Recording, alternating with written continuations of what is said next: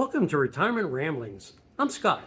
On today's video, we're going to talk about the Freestyle Libre 3 continuous glucose monitoring system that I installed about 11 days ago.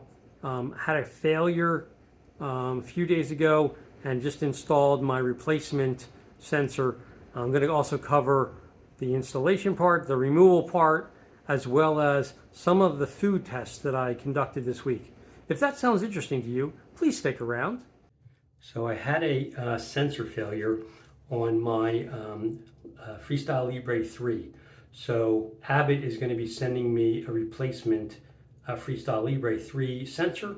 I should get that in 3 to 5 days. Meanwhile, I contacted my pharmacy. I got a renewal prescription and they supplied me with the new Freestyle Libre, which I'll need to install in my left arm. Right now I need to go through the process of removing the Freestyle Libre from my right arm here. So I haven't ever done it before, and I thought I would go through the trouble of trying to remove it now, and you can follow along. So we'll see what happens, because I have no idea what it's supposed to be like, but it's pretty sticky.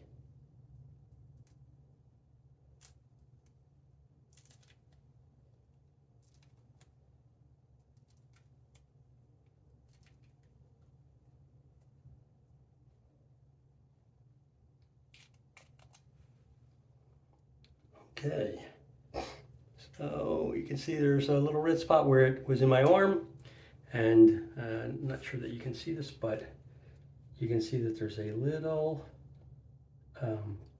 piece of, well, I'm going to call it monofilament, but it's kind of like a small needle that goes into your skin, and then the sensor itself. Show you what that looks like if I can get this little piece off.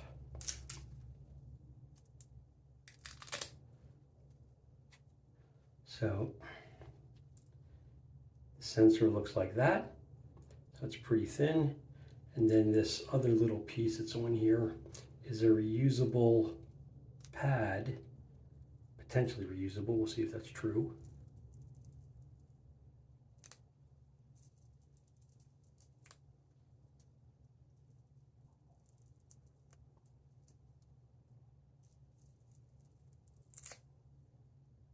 Okay, so that's what the back of the sensor looks like without the pad. So this is a pad to make sure that the area around where the hole gets injected doesn't become irritated. So in any event, I'm going to now clean it with alcohol, and then I'm going to move on to this arm, which I haven't ever had anything in, so I have to shave this part of my arm. And then go through the insertion process, and I'll take you along for that if you're interested. Anyway, be back in a few. Okay, so I went and took a shower. So, you know, where we left off was I removed the Freestyle Libre 3 from my right arm. As you can see, I have nothing on my left arm. I shaved the back of the arm while I was in the shower. Now I'm going to wipe it down with an alcohol patch so that I can then install the new patch. So I've got alcohol, just going to wipe down the whole area.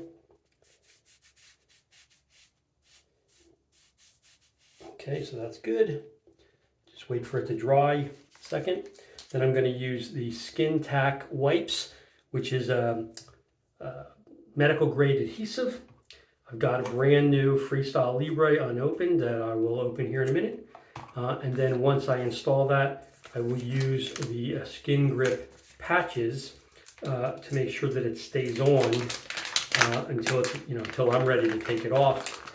Hopefully for the full 14 days without, it failing, so that I get the full value out of the Freestyle Libre sensor. The patch, looks like this when it's unused. And it ended up costing me for a 28-day supply, so 2 sensors, $74.99 at my local pharmacy with my insurance. So if it were to cost over $75, Abbott has a mechanism where they can provide you with a discount card or something to get it down to, $75 or less. So that's, kind of where the target range is. All right, so it should be dry. Again, now first let me open up the sensor. So I get that ready. So it looks like this when it first comes out of the container. Unscrew it, and you can see, see if I can make it, it looks like that. I don't know if you can see the needle or the piece of monofilament that's going to go in your arm. And if you don't like needles like I do, not a good idea to be looking at it. But basically when you insert it, it doesn't really hurt.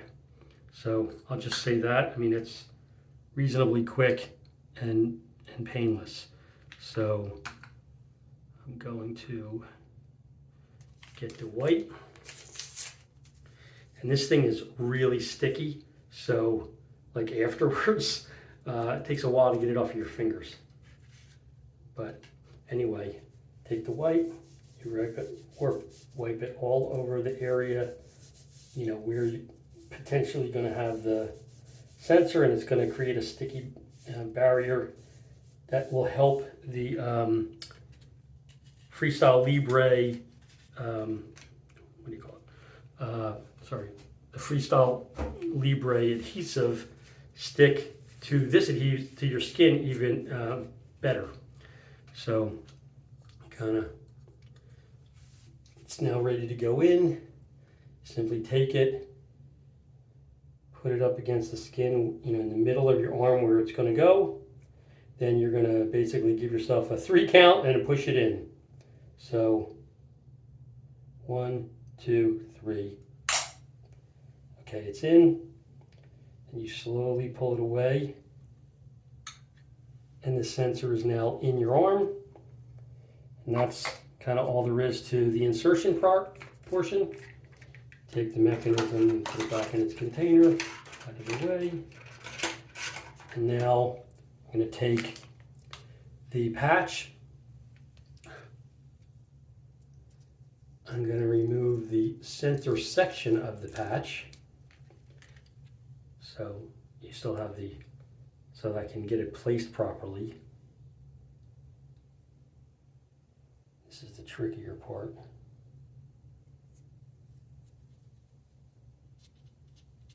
So once you get it over the sensor, then you're going to take off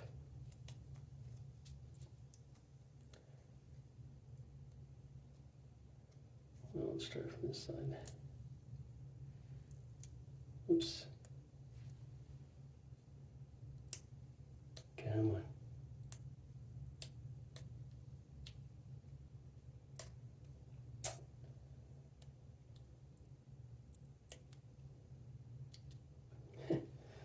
Well, I'm going to need some help from my wife, so I'll be right back. Okay, I'm back. She was able to get the other pieces off that I just couldn't get by myself. So you can see now that the sensor is completely sealed on this arm. So hopefully it'll stay for the full 14 days. So then, when I have my shirt sleeve down, if I got it properly placed, you won't even be able to see the sensor because I have it up high enough on my arm that, when I'm walking around, I don't know, nobody will be able to see it, which is my preference. Other people don't really care, and that they have it on there and they put colorful patches or whatever. I'm really not interested in having somebody, know that I'm wearing a sensor other than me. So the next step in the process is to activate the sensor, which you have to use the app to do. And basically you hold your phone over the sensor and it buzzes and then it activates the sensor. And once that happens, it starts transmitting your numbers from that point forward, to the Libre app on your phone. If your doctor supports it, you can actually have them kind of dialogue with you through the Libre View app, where they can see all of your numbers and make suggestions to do, as well as renew prescriptions or other things, because they have access to your real-time data. But that's only if you proactively get their practice ID and put it in and grant the permission for them to be able to see your numbers. Otherwise, it's just you seeing the numbers. In any event, that's the way to take it out. That's the way to put it in. And now I'm going to go activate it, which I can't show you because I need to use the app on my phone to do it, and I'm filming from my phone. So I'll be back to give you a discussion around the process this week of what I actually was able to test and the results of those tests before the Libre 3 started kind of providing false readings. So I'll be back shortly. Take care. So I started the Freestyle Libre 3 sensor on June 27th, and it failed a day and a half ago. And so I contacted Abbott support and went through the various procedures with them. They were super helpful. They made a determination that the sensor went bad. I'm not sure why, neither were they. So they're sending me out a replacement sensor. Meanwhile, I had already put in my order for my monthly sensors through my regular insurance. They were ready today, so I basically shut down the failing sensor this evening and installed the replacement sensor out of my batch, and I'll basically backfill it with the one I'm going to get from Abbott. But I went through the process of removing it, which I'll show you here in a minute, installing the new sensor, which I'll also show you, in case anyone is interested in seeing how you take it out, how you put it in, kind of what it looks like in both cases. And then I just want to talk through kind of what's happened over the last, I'll say 11 days since I had the sensor put in. As I think I told you, I started walking, and so I've walked 7 out of the 11 days for an average of 3.5 miles each day that I walked. I generally get up in the morning somewhere around 6:30ish and try and go out for an hour each morning, unless something specific comes up that I can't do it that day. In any event, the walking, it's been an interesting experience for me with the CGM because it gives me sometimes very unexpected results. Like, I normally expect to see the glucose dropping continuously. That's not actually what happens. Sometimes it rises and then it drops off.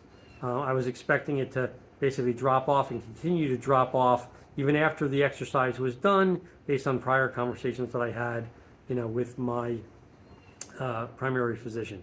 Anyway, my average blood glucose for this past week was 104 milligrams per deciliter, which translates to a GMI of 5.8.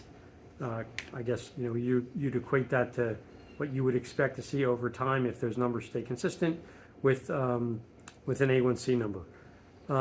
For the dailies, I've had, before it started failing, I had a low kind of average range of a 103 and a high average range of 112 kind of throughout the week. I did run a number of tests before the sensor started failing. I ran 2 specific tests with strawberries and cream cheese. So I added the fat from the cream cheese to see if it would offset any of the fructose from the strawberries. So I did a test with 5 strawberries and 2 ounces of cream cheese each, 2 times. And in both cases, my blood sugar did not go up at all. In one case it went down, and the other case it stayed consistent. So I ran 1 test between 3 and 5 in the afternoon. My blood sugar stayed at 108 for the entire 2 hours. I ran 1 test between 8 and 10 at night, seeing if the time of day would make a difference. My blood glucose went from 108 down to 100 at the end of the 2-hour window. So, later in the day, my blood glucose does tend to drop off anyway, so that could be the reason for that.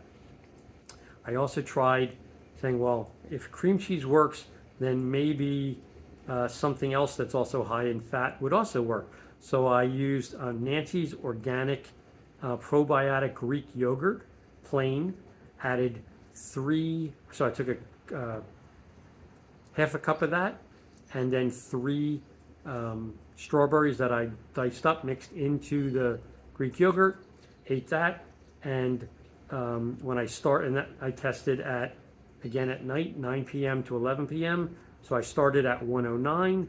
2 hours later, it was down to 101.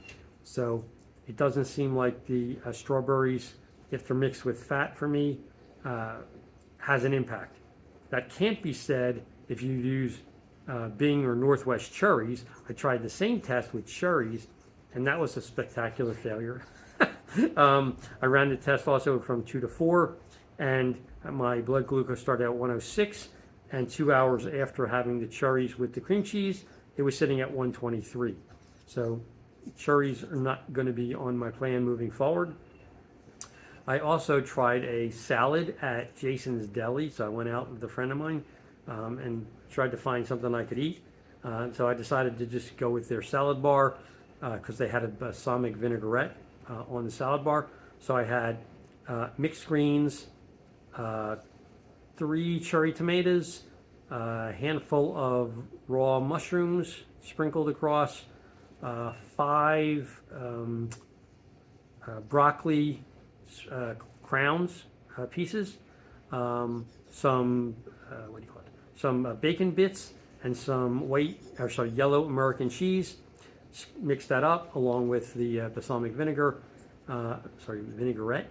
and then I started that. That was from 1 to 3 p.m. the time I ran that test, and I started at a 101 blood sugar, and 2 hours later I was sitting at 99. So but the salad with the balsamic vinaigrette didn't increase my blood sugar. So kind of those were the tests for this week. I'm hoping to perform a variety of additional tests now that I have the new monitor, installed in my left arm. It's still counting down, so the first 60 minutes after it's installed, it does a countdown, checks the sensor, make sure everything's okay, and then after the 60 minutes, it'll start giving me readings. After that, it takes 12 hours where it asks you to check the readings that it's giving you against the finger pricks, readings that you would get on your normal blood glucose machine to verify where you are. When I did that on the original sensor, I was within just a handful of points difference, so like 3% max spread between them until it started failing. And once it started failing, I was like 30% difference, so it was a major problem, and it was basically the sensor was under-reporting. So it kicked off a bunch of, and I'll show you here in a minute, but it kicked off 3 different low glucose alarms. One when I was out walking, one I believe it was at night after I had laid down to go to sleep, and the other one was kind of a midday. But it was basically under-reporting my glucose from anywhere from, call it 17 to 30 milligrams per deciliter. So it was significantly off, which is, I went through and I basically did tests for Abbott to compare finger pricks against what the readings were, proved to them that the spread was way beyond what they're expecting, and that's why they're willing to give me a replacement sensor. And again, super helpful support people, no problems whatsoever. Highly recommend you giving them a call if you run into any sensor problems. They will provide you with replacement sensors if you're having failures. And given that the sensor, at least in my case, costs, call it $36.50-ish, around $36.50 per sensor, and you need 2 sensors, one sensor every 14 days. So, if you want to make sure that you're cognizant you're getting the full value out of the sensors to get the readings that you want. Anyway, that's kind of where we are. I will run some tests. I will start to share more details with you, and once I know that everything is tracking properly, I'll do snapshots of the beginning of the test, what's happening to my blood sugar as the test is running, snapshot at the end. I may actually post those as some shorts, just because it's a very quick process, and so people may or may not want to actually watch a sit-down video for that. In any event, if you have any questions, please leave them as always down in the comments below. Happy to answer any questions. Really appreciate the support that you guys have been giving me and the feedback that I've been getting in the comments. So until next time, take care. Thanks so much for stopping by.